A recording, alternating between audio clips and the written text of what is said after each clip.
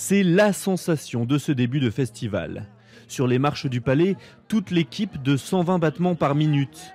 L'histoire des premières années d'Act Up, une association de lutte contre le sida. Ensemble, nous pouvons construire une communauté capable d'adopter à l'égard de la maladie une attitude positive et combative.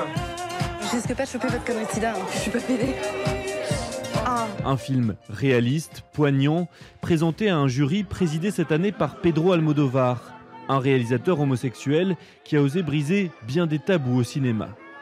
Quand on regarde tous ces premiers films, on est vraiment dans une revendication politique. C'est un cinéma fortement engagé.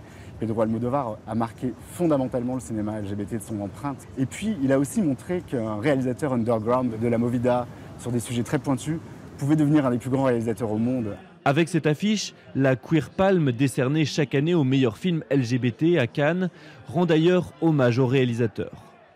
Pourtant, pour beaucoup, la bataille des mentalités n'est pas gagnée.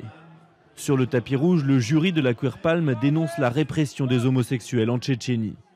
Et si l'industrie du cinéma a beaucoup évolué, pour le président du jury, là non plus, tout n'est pas acquis. Moonlight vient de remporter l'Oscar du meilleur film. Et pourtant, ce n'est toujours pas le cinéma de niche ou de genre le plus facile à financer. Parce que je pense qu'au bout du compte, le cinéma, c'est un business.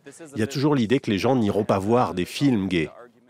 Et puis il y a cette rumeur parmi les réalisateurs et au sein de l'industrie qui veut que vous fassiez vos films gays et lorsque vous avez assez de succès, on s'attend, et c'est encore comme ça d'une certaine manière, lorsque vous avez un peu de succès, vous devez bifurquer vers un cinéma plus grand public, plus hétérosexuel et plus commercial.